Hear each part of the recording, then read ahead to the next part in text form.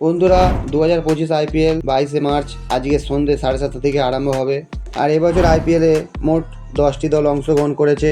মোট 74টি খেলা হবে আর ফাইনাল খেলা হবে 25 মে। তো বন্ধুরা আপনারা কমেন্টের মাধ্যমে জানাবেন এবছর আইপিএলে কোন দল চ্যাম্পিয়ন হওয়ার সম্ভাবনা আছে।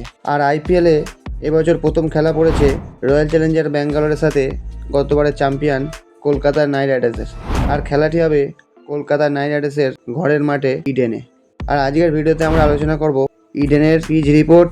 তাই আপনাদের কাছে একটাই অনুরোধ, ভিডিওটি পুরোটা দেখার অনুরোধ রইল, তবেই আপনারা সঠিক তথ্যটি জানতে পারবেন। বন্ধুরা 2024 আইপিএলে কলকাতা নাইট রাইডার্স তাদের ঘরের মাঠে মোট 7টা ম্যাচ খেলেছিল। আর এই 7টা ম্যাচের মধ্যেই 5টিতে জয়লাভ করেছিল। তার মানে কলকাতা নাইট রাইডার্স তাদের ঘরের মাঠে দাপট দেখিয়েছিল গতবারের আইপিএলে।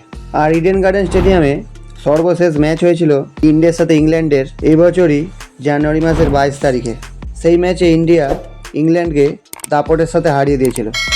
আর যদি পিচের দিক দিয়ে দেখতে হয় তাহলে ইডেন গার্ডেন আগাগোড়াই স্পিনারদের রাজত্ব চলে, কিন্তু সেটা প্রথম 20 ওভার যারা বোলিং করে তারাই কিন্তু বেশি সুবিধা পায়। দ্বিতীয় 20 ওভার বল করতে এসে স্পিনাররা একটু বেশি অসুবিধা হয়।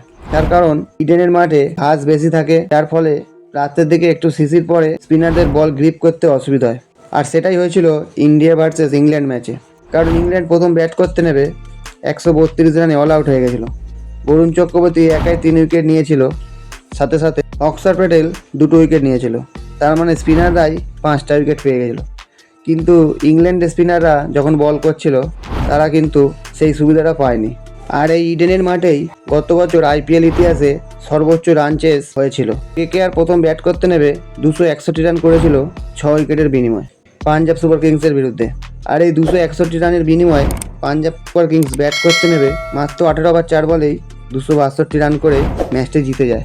ইডেন গার্ডেন স্টেডিয়াম হলো বরুণ চক্রবর্তীর স্বপ্নের মাঠ। তার কারণ বরুণ চক্রবর্তী যখনই এই স্টেডিয়ামে খেলেছে তখনই প্রত্যেকটি ম্যাচে 2টো বা 3টে করে উইকেট পেয়েছেন। তাই আমার মনে হয় আজকের ম্যাচের যে দলই টসে জিতবে সেই দলই প্রথম বোলিং করার সিদ্ধান্ত নেবে। তার কারণ রাতের দিকে স্পিনারদের বল গ্রিপ করতে অসুবিধা হবে, তার ফলে ম্যাচটি তারা রান চেস করে জিততে সুবিধা পাবে।